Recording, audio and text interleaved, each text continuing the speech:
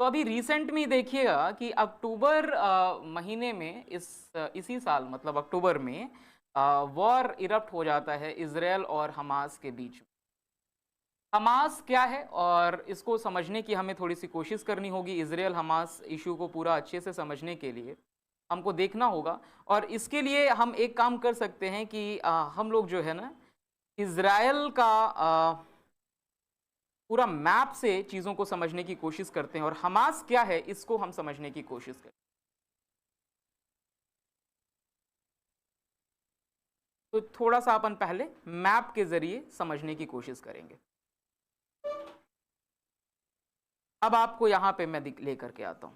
देखिए, इजराइल और हम पैलेस्टीन इशू बहुत पुराना विवाद है। अब इसको आपको समझना होगा कि सबसे पहले मिडिल ईस्ट का ये जो रीजन है ना आपका मिडिल ईस्ट का, यहाँ पे अगर आप देखें मिडिल ईस्ट में, तो यहाँ आपका अफ्रीका आ जाता है। अफ्रीका के बाद ये अरेबियन पेनिनसुला है, और फिर इधर इंडिया और तो फिर कोरियन पेनिनसुला होते हुए, और ये पूरा का पूरा मेडिटेरेनियन का रीजन है। ये आपका एशिया, यूरोप और अफ्रीका का जो ज्वाइंट मैप है वो कुछ इस प्रकार का है।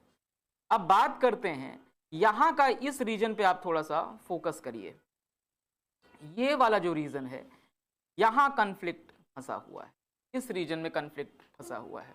यहाँ पे हमारा इजिप्ट का पोर्शन आता है, इस रीजन में इजिप्ट है यहाँ पे,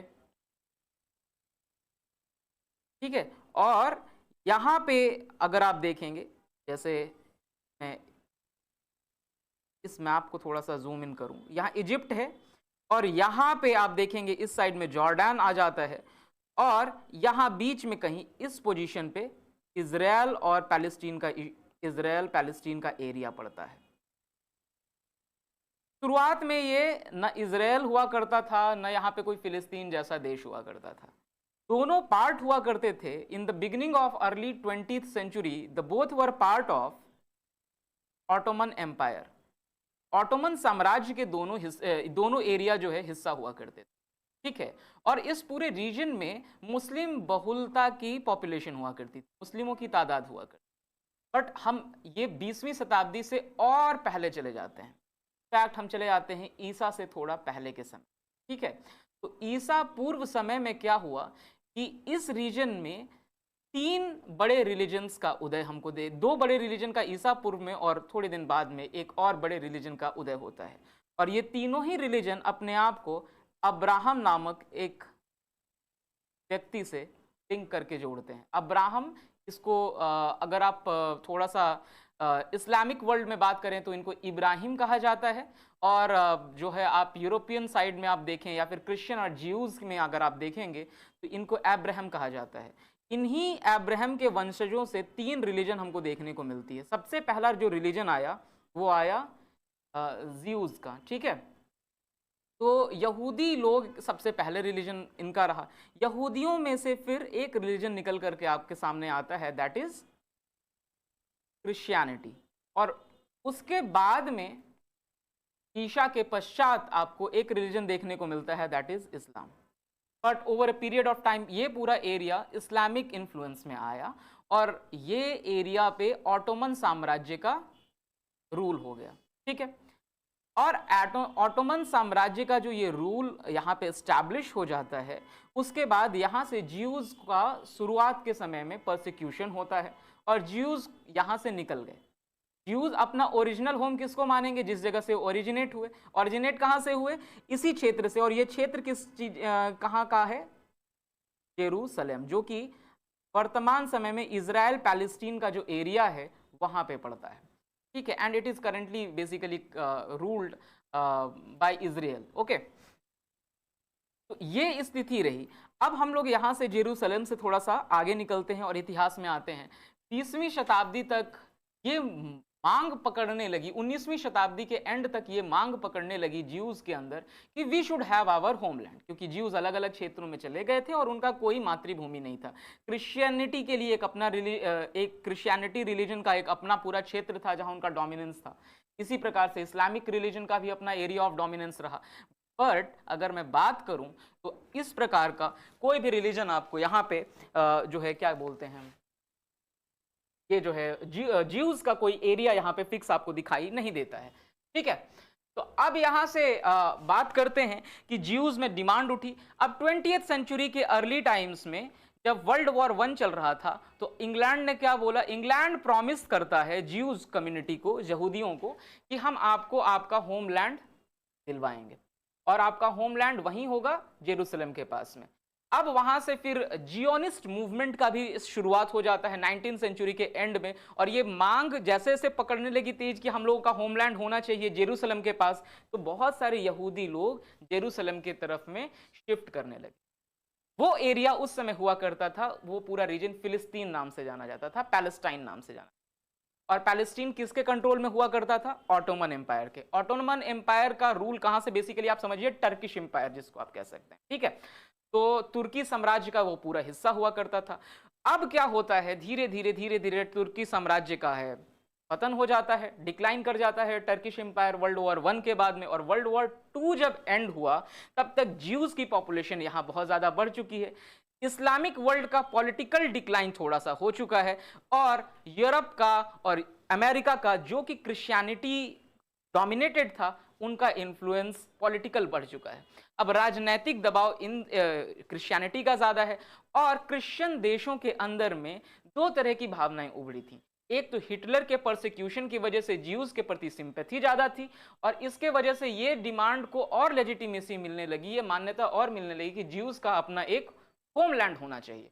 और इसी होमलैंड के लिए फिर इंटरनेशनल एरिना में जो है इजराइल नेशन की डिमांड बढ़ने लगी। ये सेकेंड वर्ल्ड वॉर के पीरियड के आसपास की मैं बात आपको बता रहा हूं। जब सेकेंड वर्ल्ड वॉर ओवर हो गया तो उसके बाद में मसला गया यूएन में। तो यूएन ने क्या बोला, UN propose 2 nation theory like that of India and Pakistan.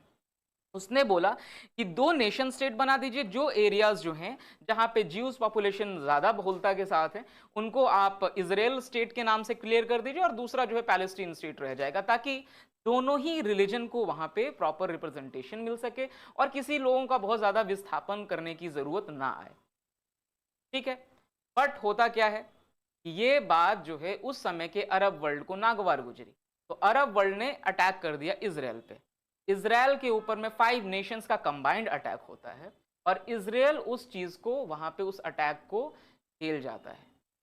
ना सिर्फ झेल जाता है बल्कि it emerges as a victorious nation and it declares its independence in 1948, 1948 में।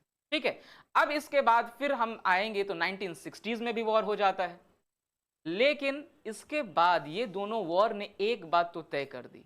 पहला ये कि अरब वर्ल्ड को ये मानना पड़ा कि इजराइल एक नेशन की तरह से एग्जिस्ट करता है, और इसकी पॉलिटिकल आइडेंटिटी को, इसके राजनीतिक विरासत को, अस्तित्व को आप नकार नहीं सकते। Over a period of time Israel की लॉबी, जब कोल्ड वॉर पीरियड चल रहा था तो उस समय में बहुत ज़्यादा टिल्टेड थी वेस्टर्न नेशन के साथ में, और वेस्ट का सपोर्ट मिलते हुए और जियोपॉलिटिकल सपोर्ट मिलने के साथ साथ टेक्नोलॉजिकल एडवांसमेंट जो है, तकनीकी रूप से इसकी उन्नति हुई, और धीरे धीरे जो पैलेस्टीन एक नेशन होना चाहिए था वो नेशन बन नहीं पाया, और उसके पूरे एरियाज पे जो है इजराइल का टेरिटोरियल एक्सपेंशन बढ़ना शुरू हो जाता है। ठीक है, अब जो है, अब आप जैसे इस चीज को यहाँ पे देखिएगा, ये 1947 की कहानी है, यहाँ पे दिख रहा होगा आपको, ये 1947 की कहानी है। इतने छोटे छोटे पैचेस जो व्हाइट आपको दिख रहे हैं, बस वहीं पे ज्यूज थे, और बाकी पूरा रीजन जो है फिलिस्तीन का था। तो अब देखिए पार्टीशन का प्लान क्या आया। पार्टीशन का प्लान ये आया कि ये वाला जो पोर्शन है ये पैलेस्टीन का रहेगा, ठीक है, और ये वाला जो रीजन है ये पैलेस्टीन का रहेगा, और बाकी रीजन्स जो हैं इजराइल के अंदर में आ जाएंगे। ठीक है, अब मैंने आपको बताया 2 वॉर्स होते हैं इस पीरियड के बीच में, और 1949 माने 1949 हमने इसलिए कहा क्योंकि 1948 में इजराइल ने अपने आप को जो है इंडिपेंडेंट डिक्लेयर कर दिया। अब इस पूरे क्षेत्र में इजराइल का कंट्रोल हो गया और दो एरियाज आपके पैलेस्टीन के नाम से आप देख रहे हैं। ये जो एरिया यहां पे जो ग्रीन कलर का पट्टी दिख रहा है आपको मेडिटेरेनियन सी के पास में, ये पट्टी is known as Gaza strip. Okay, इसे ही गाजा पट्टी के नाम से जाना जाता है। और यहां पे एक नदी बहती है जॉर्डन रिवर, ठीक है, यहां पे नदी बहती है जॉर्डन रिवर और यहीं पे है डेड सी, ठीक है। तो अब क्या है कि जॉर्डन रिवर का जो वेस्टर्न बैंक है उस क्षेत्र में, यहां से मान लो कि ये जो है जॉर्डन रिवर यहां पे फ्लो कर रही है, तो जॉर्डन रिवर का ये पश्चिम हो गया और जॉर्डन रिवर का ये वाला एरिया पूर्व हो गया। तो इसी वजह से इस रीजन को क्या बोला जाता है, वेस्ट बैंक। तो अब आप देखेंगे कि पैलेस्टीन जो है उसके दो रीजन्स दिख रहे हैं आपको, एक गाजा स्ट्रिप और दूसरा जो है ये वेस्ट बैंक। अब धीरे धीरे over a period of time 1967 से भी आप देखते चलेंगे तो देखो चीजें जो है ना गवर्न होती हैं हमेशा पावर से। पावर किसके पास में है, जिसके पास टेक्नोलॉजी है, जिसके पास जियोपॉलिटिकल सपोर्ट है। जियोपॉलिटिकल सपोर्ट और टेक्नोलॉजी इजराइल के पास में थी। तो इसी के वजह से जैसे आप देखिएगा तो इजराइल ने इन सारे इस पूरे रीजन में जो है अपने लोगों को बसाना है, उनको जो है वहां पे शिफ्ट करना शुरू कर दिया। और उसके बाद में जो है यहाँ पे इस पूरे क्षेत्र में अगर आप देखेंगे तो इजराइल का इन्फ्लुएंस बढ़ता चला जाता है और बहुत छोटे पैचेस में ही सिर्फ आपको यहाँ पे पैलेस्टीन कंट्रोल्ड या यूं कह लें फिलिस्तीन के कंट्रोल में या नियंत्रण में जो क्षेत्र हैं वो आ जाते हैं। बट यहाँ पे आप देखेंगे ये वाला रीजन अभी भी इंटैक्ट थोड़ा सा आपको दिख रहा होगा। यहाँ पे भी उस समय भी गाजा स्ट्रिप था, यहाँ पे भी अभी भी गाजा स्ट्रिप। अब गाजा स्ट्रिप का यहाँ पे इंटैक्ट होने का कारण क्या है, अब इसको समझिए। जब इजराइल का डोमिनेंस फिलिस्तीन पे बढ़ने लगा तो इस समय में पैलेस्टीनियंस ने भी डिमांड उठानी शुरू की। पहले तो अरब वर्ल्ड डिमांड उठाया इनका, लेकिन अरब वर्ल्ड ने 2 बार मुंह की खाई, उसके बाद बोला भैया तुम्हारा हाल पे समझो, हम चले यहाँ से। ओके, सबसे पहले जो है जॉर्डन आता है, हाथ मिला लेता है। और उसी के समय पे जो है आपका इजिप्ट जो है, इजिप्ट से जब लड़ाई हुई तो 1960s में जो है 1967 का जो वॉर आपको देखने को मिलता है, उसके बाद में इजराइल ने ना सिर्फ रेजिस्टेंस को रोका था इजिप्ट के, बल्कि इजिप्ट के सिनाई पेनिनसुला को पूरी तरीके से कैप्चर कर लिया था। अब सिनाई पेनिनसुला छुड़ाना है तो इजिप्ट को बोला तू चुप रहेगा, अब कोई उठाएगा नहीं मुद्दा या इजराइल पैलेस्टीन वाला। तो उसने बोला भैया हम चुप, शांति शांति खेलते हैं, वरना तुम कहीं टैंक लेके हमारे यहाँ घुस जाओ। लास्ट में जो है इजराइल इस पूरे एरिया में एक तरह से विक्टोरियस इमर्ज होता है, विजेता की तरह से यहाँ पे निखर करके आ जाता है। लेकिन अब क्या हुआ कि डेमोक्रेटिक वे में मांग उठनी शुरू हुई, तो इसी के अंतर्गत पीएलओ की स्थापना होती है, पैलेस्टीन लिबरेशन ऑर्गेनाइजेशन की स्थापना होती है। पैलेस्टीन लिबरेशन ऑर्गेनाइजेशन एक पैलेस्टीन नेशन की, इंडिपेंडेंट नेशन की मांग करता है और कहता है कि भैया जो पार्टीशन प्लान था हमको वो दे दीजिए आप, ठीक है। सबसे पहले तो इन लोगों का भी रेडिकल डिमांड था कि सारे इजराइल जो ज्यूज हैं वो यहाँ से जाने चाहिए, इजराइल नाम का कोई स्टेट नहीं होना चाहिए। बट इजराइल ने पावर के दम पे तो पुख्ता कर लिया अपना पोजीशन। तो अब इनका डेमोक्रेटिक डिमांड शुरू होता है कि भाई हमको जो है पैलेस्टीन का एरिया चाहिए। अब क्या होता है कि पैलेस्टीन का रीजन जो यहाँ पे डिमांड होने लगा पीएलओ के अंदर, तो ये तो डेमोक्रेटिक डिमांड थी, बट इनसे प्रोग्रेस हो नहीं पाया बहुत ज़्यादा। तो उसके बाद में क्या आता है, उन्हीं में एक रेडिकल आउटफिट का जन्म हो जाता है। रेडिकल माने कहने का मतलब जो बहुत एक्सट्रीमिस्ट था, चरमपंथी था, और वो चाहता था कि पूरी तरीके से जो है इजराइल का नामो निशान नहीं होना चाहिए इस क्षेत्र में। And that organisation was Hamas.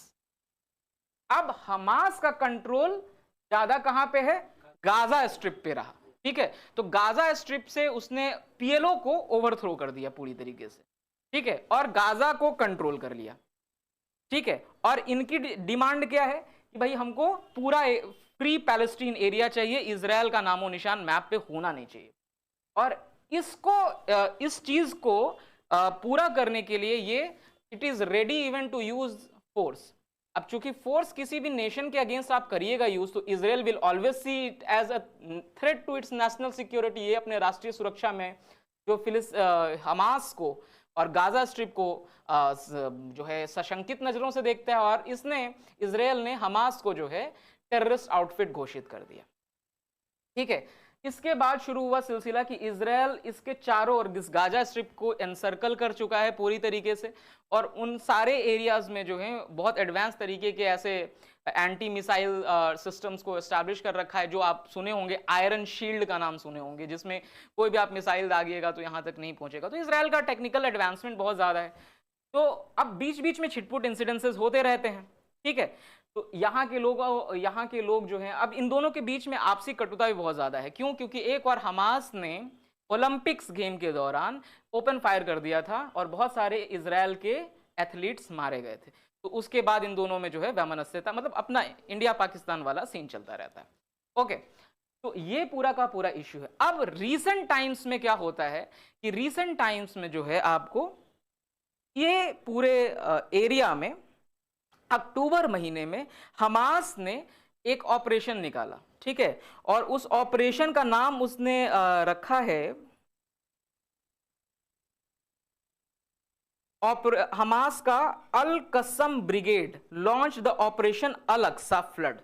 Al Aqsa flood नाम का ऑपरेशन उसने, ठीक है, गाजा से, और अटैक करना इजराइल के फोर्सेस पे चालू कर दिया। उसके बाद इजराइल का रिटेलिएशन हो जाता है, और इसी दौरान हमास ने कुछ इजरायलीज लोगों को जो है बंधक होस्टेज बना दिया। अब वो इशू बहुत ज़्यादा सेंसिटिव हो चुका है और लड़ाई जो है चल रही थी। अभी बीच में फिलहाल कुछ दिनों पहले बात आई थी कि थोड़ा सा सीज फायर उन दोनों देशों के बीच में हुआ है, ताकि ह्यूमैनिटेरियन एड, मानवीय सहायता देशों के बीच में पहुंचाई जा सके। तो दिस इज द थिंग, जो इजराइल हमास का जो पूरा इशू है लड़ाई तक का, इसको हम लोगों ने समझा। अब हम लोग बात करते हैं इसको थोड़ा सा इंडिया का, इस पे क्या पर्सपेक्टिव है। तो देखिए, इंडिया और इजराइल, जो इंडिया पाकिस्तान इशू और इजराइल पैलेस्टीन इशू, ये दोनों समकालीन समय में जो है राइज करते हैं। 1947-1948 का जो दौर है वो एक तरफ इंडिया पाकिस्तान को लेकर के रहा और दूसरी तरफ इजराइल और पैलेस्टीन को लेकर के भी रहा। अब ऐसे में जो है हुआ क्या कि अगर आप देखेंगे तो आपको पूरी तरीके से लगेगा कि जो जिस तरह से कश्मीर के अंदर में पाकिस्तानी मिलिटेंट्स घुस करके कश्मीर के एरिया को एलओसी माने कश्मीर के एरिया को ऑक्यूपाई करने की कोशिश करते हैं, तो कुछ इस तरह की सिमिलैरिटी कुछ लोगों ने दर्शाई है कि इजराइल ने भी पैलेस्टीन के क्षेत्रों में इसी तरीके से अग्रेशन दिखाते हुए पैलेस्टीन के होमलैंड को कैप्चर करने की कोशिश की। बट इंडिया ने थोड़ा रियलिज्म दिखाते हुए, लेकिन फिर भी इस बात को कहते हुए कि जो है चाहे एक सेकंड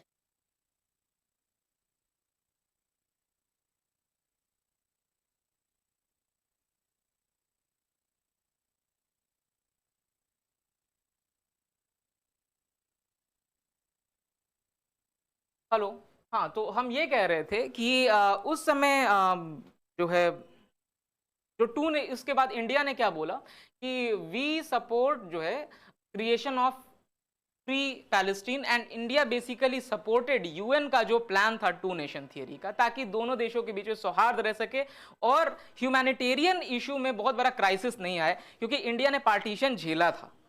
तो इंडिया जो है किसी भी तरीके का उस तरह का ह्यूमन राइट को लेकर के जो है उतना बड़ा लेवल पे कोई दूसरा क्राइसिस नहीं चाहता था। तो इंडिया आज भी फ्री पैलेस्टाइन की बात को, डिमांड को सपोर्ट करता है। लेकिन अब देखिए चीजें कैसे बदलनी शुरू हो। इंडिया ने सपोर्ट करा पैलेस्टीन को, ठीक है, ओवर इजराइल पैलेस्टीन का कन्फ्लिक्ट। इसी वजह से हमारे फॉर्मल डिप्लोमेटिक जो रिलेशंस थे, जो औपचारिक राजनयिक संबंध थे, वो स्थापित नहीं हो सके इजराइल के साथ में starting period. But geopolitics change होती है। कश्मीर इशू जब आया तो Arab world took the side of Pakistan over Kashmir. Okay, तो India was forced to look upon its geopolitical stance, but and for that regard India did one thing, कि India maintained a back channel cordial relation with Israel, though it supported the demand of Palestine over formal platforms। तो भारत जो है Israel को माने Palestine के creation को भी support करता है, लेकिन अपने अच्छे संबंध स्थापित रखा। और 1965 का 62 से लेकर के 65 तक का एरा और 71 तक का जो एरा, इनफैक्ट ये 10 साल बहुत क्रूशियल रहे इंडिया और इजराइल के रिलेशन को लेकर। क्यों? क्योंकि इस पीरियड के दौरान इजराइल ने कई बार इंडिया को जो है इंटेलिजेंस सपोर्ट, ठीक है, और इजराइल जो है एक वेस्टर्न अलाई था, तो खुल करके वो भी सामने नहीं आ सकता था, क्योंकि कोल्ड वॉर पीरियड में भारत कूटनिरपेक्ष रहने का जो है पूरा अपना एजेंडा क्लियर कर चुका था। बट 1971 तक आते आते हमने भी रियलिज्म को थोड़ा समझना शुरू किया, और इसके बाद एक इंसिडेंस होता है 1991 का बैलेंस ऑफ पेमेंट क्राइसिस। इस पेमेंट ऑफ क्राइसिस के बाद में इंडिया की इकोनॉमिक पॉलिसी चेंज होती है और इंडिया एक बड़े बाजार की तरह से दुनिया के सामने में आता है। और जब एक बड़ा ओपन बाजार की तरह से सामने में आया तो इंडिया और वेस्ट की दूरी घटी, और इंडिया और वेस्ट की दूरी का घटना इंडिया और इजराइल के बीच नज़दीकी बढ़ने की दिशा में एक अलग और बहुत अहम पड़ाव के रूप। साथ ही साथ फिर कश्मीर को लेकर के इशू फिर इंटेंस हुए जब कारगिल का वॉर आपको देखने को मिलता है। तो कारगिल वॉर के बाद हमारी इजराइल के साथ संबंध और मजबूत होते चले गए। इसके बाद में जब 2014 के बाद में डायरेक्ट इंगेजमेंट इजराइल के साथ हमने किया, और हमने एक बहुत पुराने अपने बहुत दिनों तक कंसिस्टेंट और पुराने अपने जो एक हमारा जो एक परंपरा था उसको हमने तोड़ा। और वो परंपरा ये था कि जब भी हम इजराइल का विजिट करते थे, इससे पहले तो हम पैलेस्टीन का भी विजिट करते थे, या यूं कह लें कि दोनों कंट्री का साथ में विजिट होता था अगर कोई ऑफिशियल विजिट इंडिया से बाहर जा रहा है तो, जैसे अगर प्राइम मिनिस्टर या प्रेसिडेंट जाते हैं। पर 2014 के बाद ये शिफ्ट हमको देखने को मिला कि हमारे प्राइम मिनिस्टर मोदी जब गए तो वो सिर्फ उस समय उस विजिट पे सिर्फ और सिर्फ इजराइल में गए, पैलेस्टीन में नहीं गए। पैलेस्टीन में गए बट बाद में गए, दूसरे दौरे के दौरान गए। तो इंडिया ने एक क्लियर मैसेज दिया कि we are here to dehyphenate between India Israel relations and India Palestine relations. तो हमने भारत इजराइल संबंधों को और भारत फिलिस्तीन संबंधों को पृथक रूप से देखना शुरू, और यहाँ पे जो यथार्थवाद है, जो रियलिज्म है, इसको इंडिया ने प्रमोट किया। अब जब इजराइल और पैलेस्टीन का वॉर चल रहा है तो हमसे यहाँ पे ये भी पूछा जा सकता है कि अब इंडिया का स्टैंड क्या है। तो इंडिया आज भी वायलेंस के खिलाफ है, आज भी एक फ्री पैलेस्टीन को सपोर्ट करती है, but then at the same time India किसी भी तरीके का टेरर एक्टिविटी को सपोर्ट नहीं करती है, और यही इंडिया ने फॉर्म।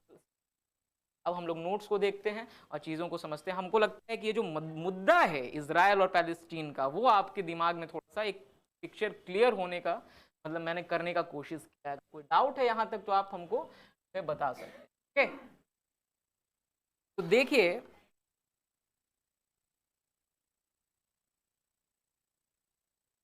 यहाँ पे अगर आप देखना चाहेंगे तो देखिए अक्टूबर में वॉर शुरू हो जाता है, वहां पे हिंदी में भी लिखा हुआ है ना, ऊपर में उधर देख सकते हैं।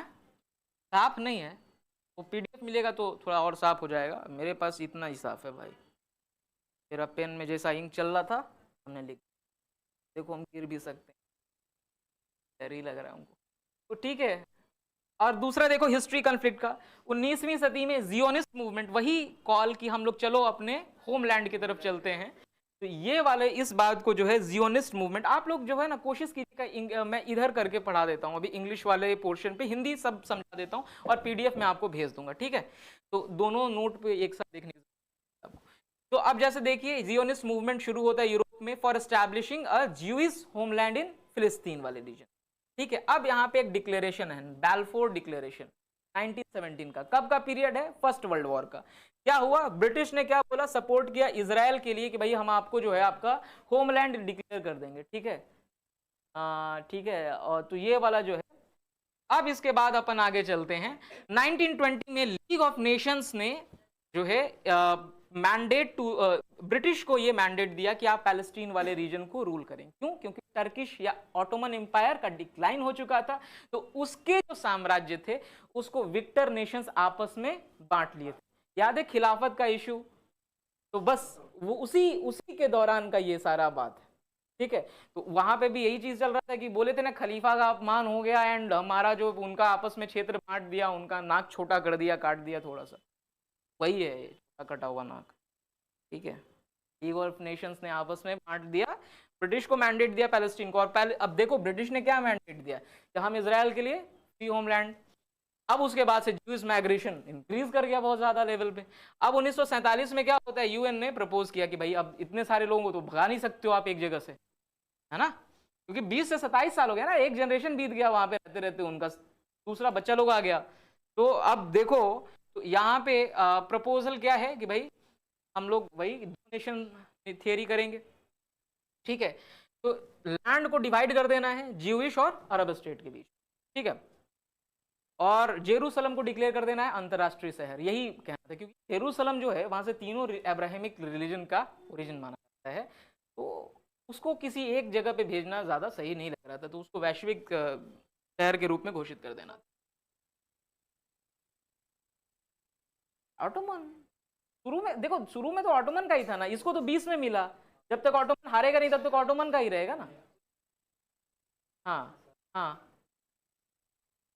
माइग्रेशन 1920 में शुरू नहीं हुआ, माइग्रेशन शुरू हो गया 19वीं शताब्दी के अंत में ही, लेकिन 20 के बाद वो जोर पकड़ लिया था। और शुरू में ज्यूज आते थे तो क्या थे, ज्यूज क्या थे, ज्यूज लोग जो है, मतलब आप यहूदियों को समझिए इंडिया का मारवाड़ी क्लास, क्या है, सब जगह है, कोई ऐसा रीजन नहीं है जहाँ पे मारवाड़ी तुमको नहीं मिलेगा, राजस्थान को छोड़ के, मारवाड़ को छोड़ के मारवाड़ी आपको हर जगह दिखाई दे देगा, ठीक है।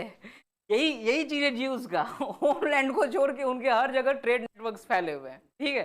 तो ये सारा चीज है। अब देखो सिचुएशन क्या है, इसको समझो थोड़ा, कि इसके बाद जो है 1948 में Israel declares it independence, 1964 sorry मैं 67 बोले, 64 में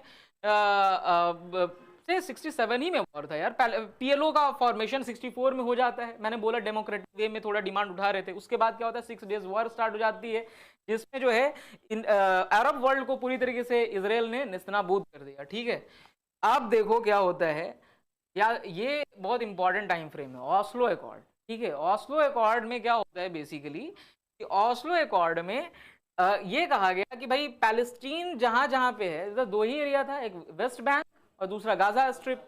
तो गाजा पट्टी और वेस्ट बैंक के ऊपर में जो है, इसने बोला कि पैलेस्टीनियन को सेल्फ रूल दिया जाए यहाँ पे, जब तक कि भाई ये नहीं क्लियर हो जाता कि नेशन सेपरेट नेशन नहीं बन जाता और कोई पूरा समझौता नहीं जाता, तब तक इनको जो है दिया जाए। So this is the Oslo accord thing 1993 में होता है।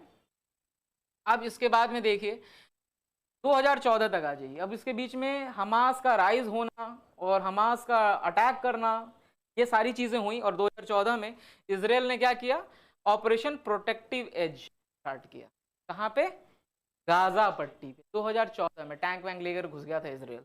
अब उसके बाद में पूरा कन्फ्लिक्ट शुरू, 2021 में देखो 11 दिन तक फिर कन्फ्लिक्ट चला, उसके बाद से कन्फ्लिक्ट चलता ही रहता है, मन करता है जिसको एक गोली दाग देता है, गोली नहीं दागता, वो मिसाइल दागता है सीधे, गोली वोली हम लोग यहाँ चलता है इंडिया पाकिस्तान में, वहाँ मिसाइल से नीचे बात नहीं होता है, ठीक है। तो अब देखो, अब 2021 में जो है 11 डेज कन्फ्लिक्ट हो गया, और बाद में क्या होता है कि अब देखो कैसे फिलिस्तीन बड़ा अलग थलग पड़ता है। इसका बैटरी जाएगा बहुत जल्दी, बस अच्छी, बैटरी चेंज करो, इसका बैटरी नहीं है। 11 डे कन्फ्लिक्ट जो है इसमें, उसके बाद में आप देखो होता है क्या, अब्राहम अकॉर्ड साइन हो जाता है, अभी से 3 साल पहले, ठीक है, अभी 23 चल रहा है ना, 20 में हो जाता है अब्राहम अकॉर्ड साइन, 20-21 में देख लेना। तो तीसरा है ना, हाँ, तो थर्ड ईयर स्टार्ट हुआ है, तो 21 में ही हुआ। अब्राहम अकॉर्ड में क्या होता है कि अरब वर्ल्ड अपने रिलेशन को नॉर्मलाइज करने की कोशिश करते हैं विद इजराइल। अब देखिए इसमें क्या होता है कि यूएई जो है डिप्लोमेटिक रिलेशन स्टैब्लिश कर लेता है किसके साथ में,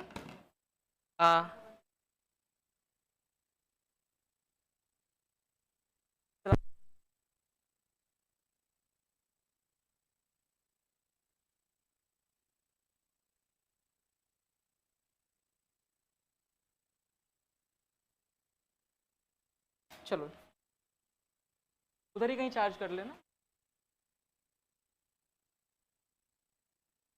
तो हम ये कह रहे थे कि इसके बाद में अब अरब वर्ल्ड अपना रिलेशन नॉर्मलाइज कर लिया साहब इसराइल के साथ में, तो क्या होता है, अरब वर्ल्ड का रिलेशन इसराइल के साथ नॉर्मल हो गया, तो आप फिलिस्तीन को सपोर्ट कैसे करिएगा, तो फिलिस्तीन का डिमांड और वीक पड़ गया।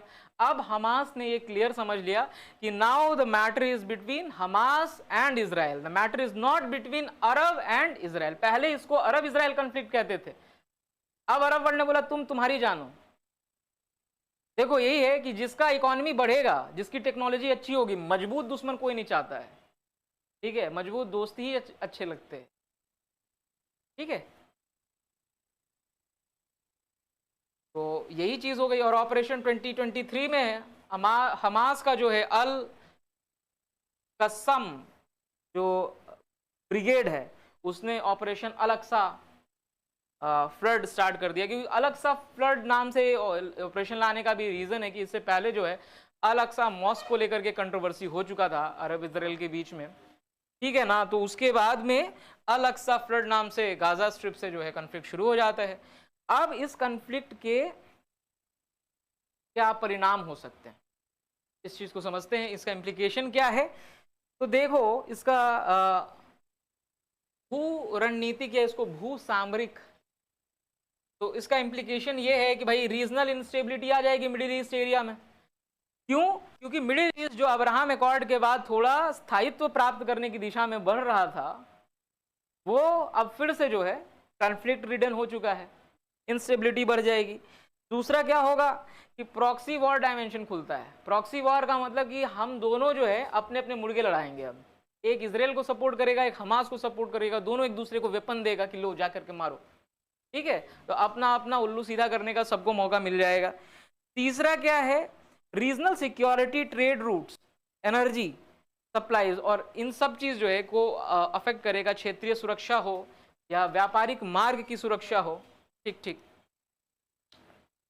लाइन अपना बच्चा लोग है।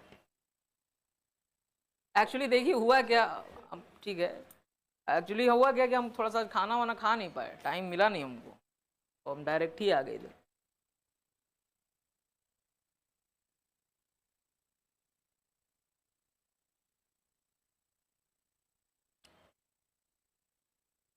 तो अब क्या हुआ कि अब जैसे देखो इस चीज को समझने की कोशिश करते हैं कि रीजनल सिक्योरिटी, ट्रेड रूट्स, ये सारे जो हैं, क्योंकि आप जानते हैं कि पूरे वर्ल्ड का एनर्जी सप्लाई का एक बड़ा हिस्सा इस क्षेत्र से जाता है। दूसरा, इस क्षेत्र में कौन सा एरिया आता है, मेडिटेरेनियन सी।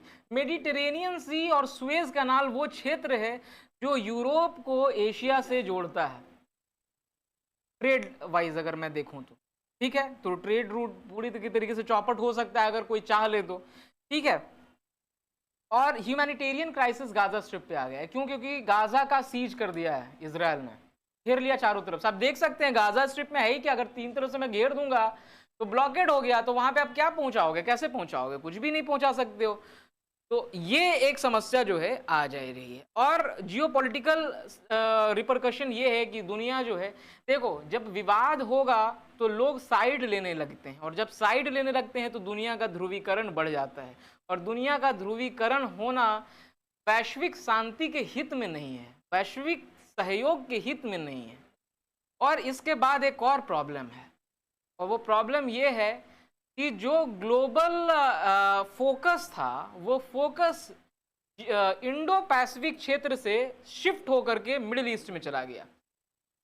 अब जब मिडिल ईस्ट में फोकस जाएगा तो पॉलिटिकल वैक्यूम क्रिएट होगा, रणनीतिक या सामरिक रूप से शून्यता आएगी, राजनीतिक शून्यता आएगी इंडो पैसिफिक क्षेत्र में।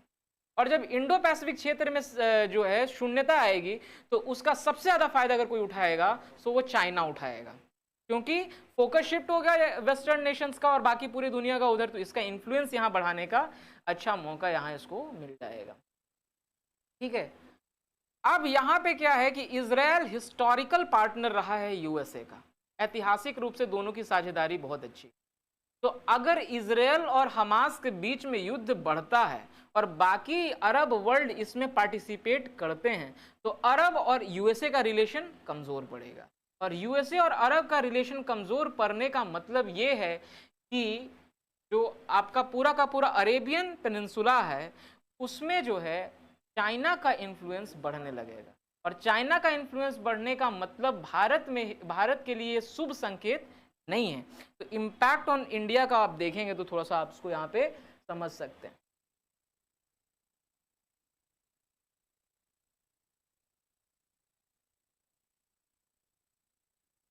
इम्पैक्ट क्या है, given the evolving nature of conflict, India might have to modify the stand of two-state solution.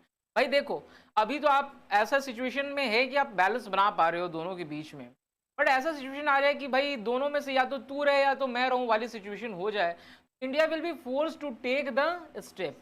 And अगर ऐसा होता है तो India will be force to take the position of Israel. It will have to support Israel exclusively, उसको Israel को सपोर्ट करना पड़ेगा। कारण ये है कि हमारे जो हैं टेक्नोलॉजिकली इजराइल हमारा बहुत बड़ा पार्टनर है, डिफेंस के लिए हमें इजराइल चाहिए। और अगर ऐसा इंडिया करने पे फोर्स होता है तो इंडिया की एनर्जी सिक्योरिटी जो है खतरे में, मतलब India will have to choose between energy security या टेरिटोरियल सिक्योरिटी। तो इंडिया के लिए इम्प्लीकेशन ये है, ठीक है। और स्ट्रैटेजिक बैलेंसिंग करना, जो सामरिक संतुलन बिठाना होता है, क्षेत्रीय सामरिक संतुलन बिठाने की जो बात होती है, वो भारत के लिए जो है एक मुश्किल भरा काम हो जाएगा इस बाद में। तो इस बात को आपको समझना है। और वही बात है कि defence as well as the energy security of India are at stakes. तो ये जो दांव पे लगे हुए हैं इंडिया के लिए, ठीक है। और इंडिया का इस क्षेत्र में बहुत बड़ा डायस्पोरा रहता है, चाहे वो अरब वर्ल्ड की बात कर लो या इजराइल की बात कर लो। तो अगर कन्फ्लिक्ट एस्केलेट करता है और रीजनल कन्फ्लिक्ट बन जाता है तो फिर डायस्पोरा के लिए प्रॉब्लम हो जाएगा बहुत बड़ा। और अब देखोगे, अभी मैं बताऊंगा आगे आईमेक क्या है, तो वो है India middle east Europe economic corridor.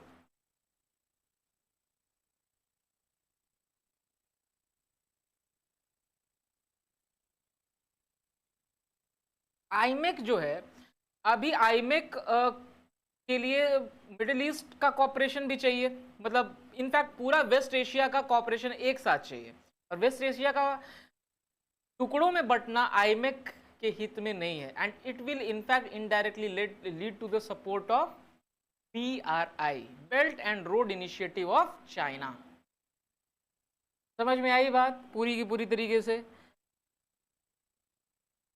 हाँ, दो यूएई भी देखो, IMEC is the child of Abraham accord. Abraham accord होने के बाद ही इजराइल और यूएई एक प्लेटफॉर्म पे आ पाए under the overarching influence of USA. लेकिन अभी क्या है कि अब्राहम अकॉर्ड ही स्टेक पे आ गया ना, एक तरीके से कॉपरेशन का तो बुनियाद ही इसने रखा था। तो अब वो स्टेक पे आएगा तो दिक्कत है फिर, ठीक है। तो इंडिया का रिस्पांस क्या रहा है ये भी पूछा जा सकता है आपसे।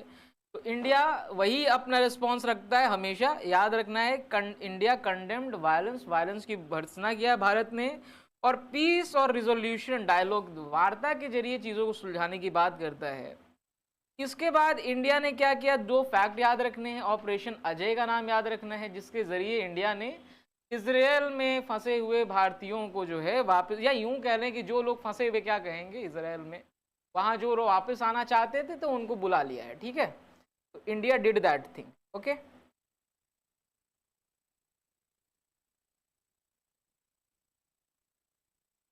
कच्चा डाब नहीं लाया, कच्चा डाब लाता ना तो मलाई वाला ले आया। अब मलाई हमको निकाल के खाने का मन कर रहा है, लेकिन हम कैसे खाएं? हाँ, भी साइड में रखेंगे, बाद में कटवाएंगे इसको नीचे ले जाके।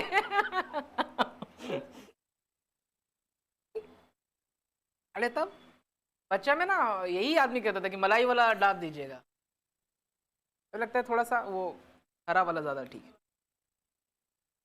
हाँ, पी भी लिए, उसके बाद उसको खा भी लिए। चलिए, इंडिया ने फिर देखो इजराइल के अगेंस्ट जो यूएनएससी में लेकर के आया था, क्या नाम है, प्रपोजल आया था, उससे इंडिया एब्सटेन कर गया, क्योंकि इंडिया को दोनों पार्टीज को बैलेंस आउट करना है।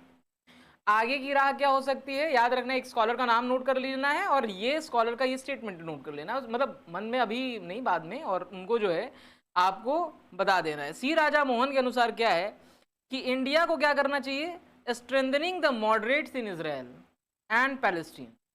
तो वहाँ दोनों जगह उदारवादी लोग हैं, उनको सपोर्ट करिए, और इंडिया को एक प्लेटफॉर्म क्रिएट करने की कोशिश करनी चाहिए जहाँ दोनों जो है बातचीत कर सके, है ना, टू सपोर्ट रिकंसिलिएशन, समझौते के ऊपर में जो है बातचीत चले इन दोनों के बीच में। बात से बात चलेगी, देखेंगे फिर आगे क्या होता है। कम से कम युद्ध नहीं होना चाहिए, और promote a wider coalition of moderate states in and promote a wider coalition of moderate states। तो दूसरी बात ये करनी चाहिए कि और जो न्यूट्रल पार्टीज हैं जो एक दूसरे को भड़का नहीं रहे हैं, ठीक है, तो उन लोगों का एक कोलिशन बनाना चाहिए उस रीजन में, ताकि दोनों पे प्रेशर पड़े, दोनों नेशंस के, दोनों जो पार्टीज हैं उनके ऊपर में, और वायलेंस सीज हो। क्योंकि इंडिया का इकोनॉमिक इंटरेस्ट, इंडिया का स्ट्रैटेजिक इंटरेस्ट, मतलब सामरिक हित, भारत का आर्थिक हित, राजनीतिक हित, सब तरह का हित इसी बात में है, और भारत का ही नहीं पूरे विश्व का, कि मध्य एशिया में शांति बनी रहे। ठीक है, तो ये आपने याद रखी। ठीक है, अब देखो मैं थोड़ा थोड़ा आपको पॉइंट बताता जाता हूँ। कहाँ रखूँ कहाँ रखूँ, ओके।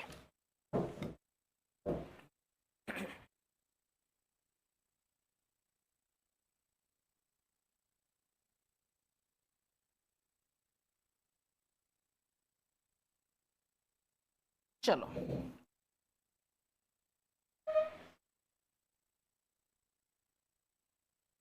अब हम लोग थोड़ा सा कुछ क्वेश्चंस देख लेते हैं ना। क्वेश्चंस जो है जो पूछा जा सकता है हमसे, उसको अपन थोड़ा सा देख लेते हैं।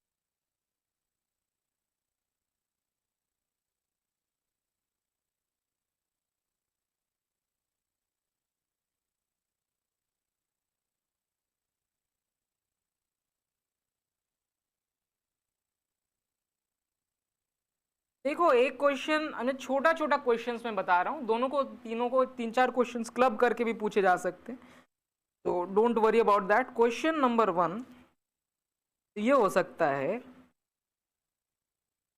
कि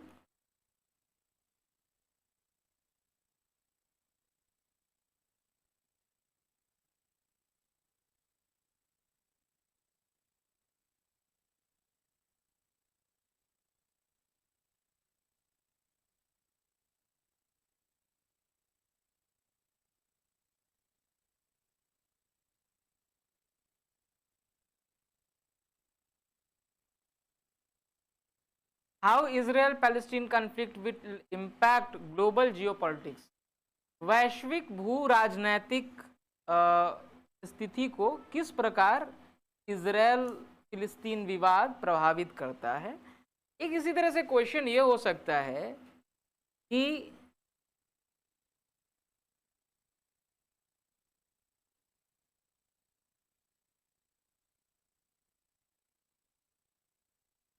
ये भारत के हितों को किस प्रकार प्रभावित करता है।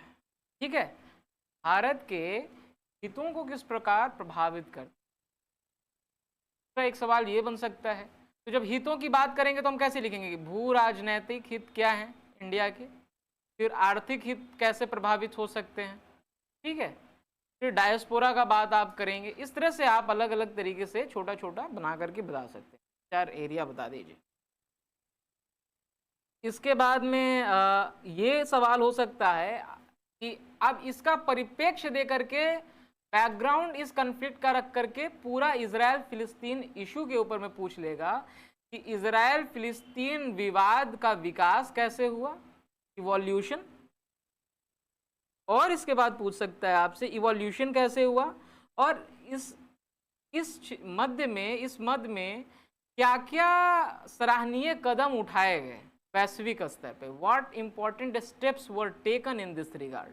तो इनिशिएटिव्स की बात आप करेंगे, तो इनिशिएटिव्स की बात जब आप करेंगे तो आप 2 इनिशिएटिव्स को तो ज़रूरी बताएंगे। एक ऑस्लो अकॉर्ड 1993 का, और दूसरा अब्राहम अकॉर्ड की आप बात करेंगे, और अब दोनों के बाद में क्या चुप हो जाएंगे, अब आप क्या कीजिएगा, यूएन की बात कीजिए। पहले सबसे पहला बात यूएन का कीजिए कि एक प्लान यूएन ने दिया 2 नेशन थियरी का, और एक इंटरनेशनल सिटी बनाने की बात कही आपको जेरूसलम को लेकर के, ये इसकी बात करेंगे। फिर चौथा कि कॉपरेशन को सबके बीच में बढ़ाने के लिए जो है अब्राहम अकॉर्ड में के आने के बाद में जो है 2 चीज़ें, 2 इनिशिएटिव्स की बात करेंगे। एक I2U2 इनिशिएटिव की बात कीजिए, इंडिया, इजराइल, यूएस, सॉरी ये है ना यूएई और यूएसए। तो ये 4 नेशंस हो गए, यूएस, यूएई। तो ये 4 नेशंस में है ना, ये आगे दोनों नेशंस अरब वर्ल्ड और इनके बीच का कॉपरेशन बढ़ाने का बातचीत चल रहा है। तो ये इवोल्यूशन, ये जो है I2U2 की बात आप बता सकते हैं इसमें, और इसके साथ में I2U2 के साथ में और क्या बता सकते हैं, आईमेक, आईमेक की बात आप कर सकते हैं इस संदर्भ में। ठीक है, तो ये सारा जो मुद्दा है इन सब के ऊपर में आप बात करें और बताएं कि भाई साहब, और फिर ह्यूमैनिटेरियन असिस्टेंस वगैरह प्रोवाइड किया जा रहा है। और अभी फ़िलहाल ये रिसेंट टाइम्स में डायलॉग प्रमोट करने की कोशिश हुई, बहुत सारे नेशंस ने इंक्लूडिंग इंडिया ने भी जो है कोशिश किया कि नॉर्मलाइज करें रिलेशन को और डायलॉग्स वगैरह बढ़ाएं, और उसके बाद में इन चीज़ों का नतीजा है कि सीज़ फायर वगैरह हो रहा है। तो ये एक मसला है। ये चूँकि मैं इसको इतना डिटेल में इसलिए पढ़ा रहा हूँ जिससे क्वेश्चन बनने की बहुत ज़्यादा संभावना आपको